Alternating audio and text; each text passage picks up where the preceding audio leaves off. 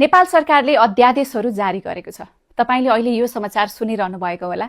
यसको पक्ष र विपक्षमा भएका बहस पनि हेरिरहनु भएको होला। आज म तपाईलाई सरकारले किन अध्यादेश जारी गर्यो, किन यो आवश्यक थियो भन्ने कुरा त भन्छु नै, तर त्यस विषयमा प्रवेश गर्नु अघि म विधिको शासन, रुल अफ ल अन्तर्गत हाम्रो प्रणालीले कसरी काम गर्छ भन्छु है त। विधिको शासनमा सरकार आफै पनि नियममा बाँधिएको हुन्छ। अब नियम बनाउने को त भन्दा विधायिका, पार्लिमेन्टेरियनहरू। पार्लिमेन्टले बनाएको कानुनको अधीनमा रहेर सरकारले काम गर्न मिल्छ। अझै यसको व्याख्या गरौँ, नेपालको संविधानले सङ्घ, प्रदेश र स्थानीय गरी 3 तहको संरचना परिकल्पना गरेको छ। सङ्घीय प्रणालीमा मात्र सीमित रहेर कुरा गर्दा सङ्घीय संरचनामा कुल 165 निर्वाचन क्षेत्र छन्, जहाँबाट 165 जना जनप्रतिनिधि प्रत्यक्ष रूपमा जनताद्वारा निर्वाचित हुन्छन्। त्यसबाहेक चाहिँ 110 सिट समानुपातिक प्रणालीका लागि छुट्याइएको हुन्छ।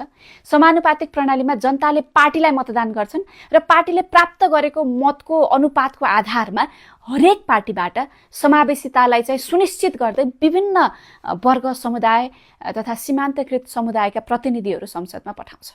यसरी 165 प्रत्यक्ष र 110 जना समानुपातिक गरी कुल 275 जना सांसद मिलेर प्रतिनिधि सभा गठन हुन्छ।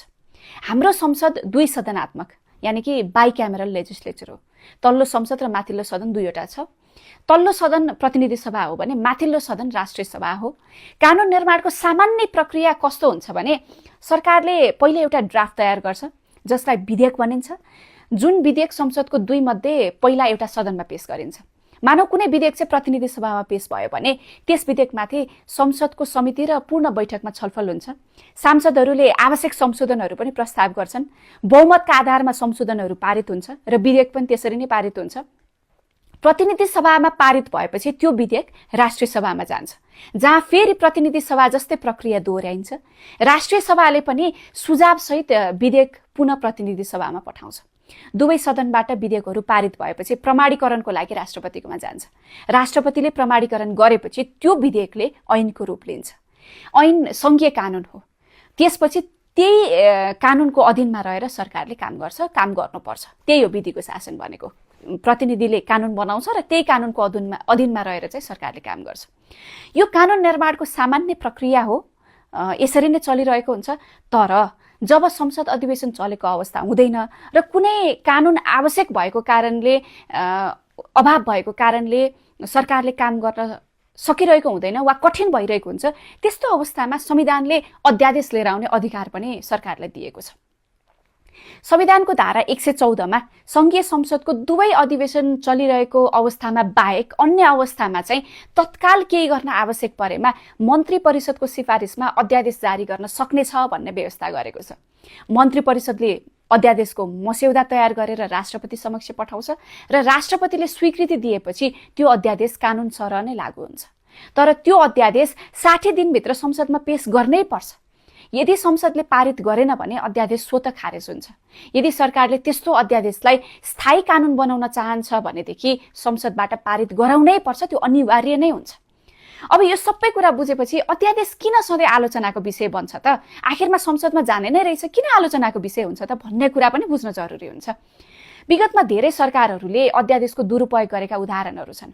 विगतमा यस्ता दृष्टान्तहरू पनि छन् जहाँ अध्यादेश ल्याइयो, स्वार्थ पूरा गरियो र त्यसलाई संसदमा नल्याइकन खारेज गरियो।